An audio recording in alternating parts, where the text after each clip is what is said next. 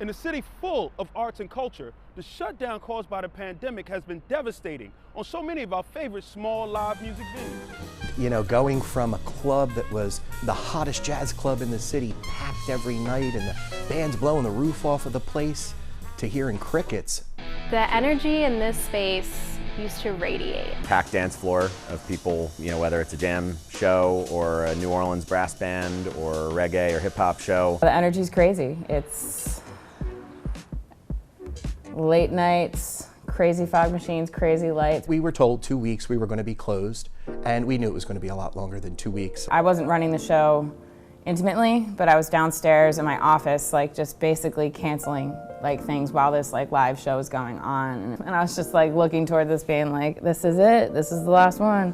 The void left by not having that space at McCoy South Street has been a large void. And it's been hard to fill, not just from our end, but from any location in the city that's doing similar things. Venues who could had to pivot to maintain. There's tables around me right now. They're not normally here. We've kind of had to adapt our reopening so that we can be here when we can begin putting shows on again.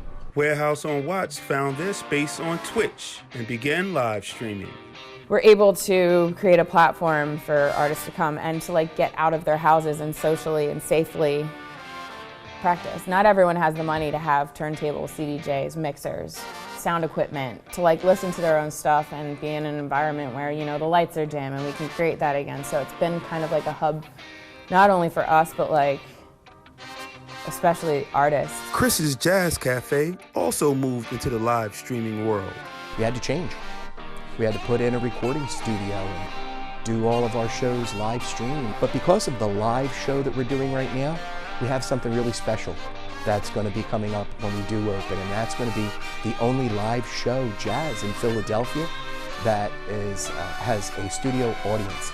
The Ardmore Music Hall used the time to tackle some long-planned renovations. A lot of the time now has been spent with the room in different stages of disrepair and tear down and rebuild. In a lot of ways, that's been a breath of fresh air, because even though the stage has been empty a lot of the year, it's also been a constant state of kind of renewal. As people get vaccinated and restrictions start to lift, we must keep our hopes realistic for reopening.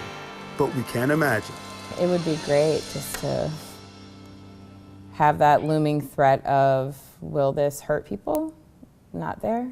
It would be great to not have that. Were that not there, it would just be everyone that I love, that I've worked with, like in this huge building, like hugging. Like free-for-all dancing, everybody's got a drink in their hand. I want to see those 8 servers on the floor, the 2 bartenders, 2 hosts, my 5 guys in the kitchen, you know, screaming and hollering to get this food out and get it to the tables. Obviously, what I want to say is that it just goes away. Everything's fine and we open up the doors and there's 200 people in here. There's going to be a lot of goosebumps and probably a lot of tears and a lot of just real genuine joy on everybody's parts. I think that the environment can be the same and the feeling can be the same, and I think we can recreate that magic, and I definitely see that happening. I just think it's going to be on a smaller scale, which might not be the worst thing, because then I think it also will open up an opportunity for guests to see some of their favorite artists in a much more intimate setting.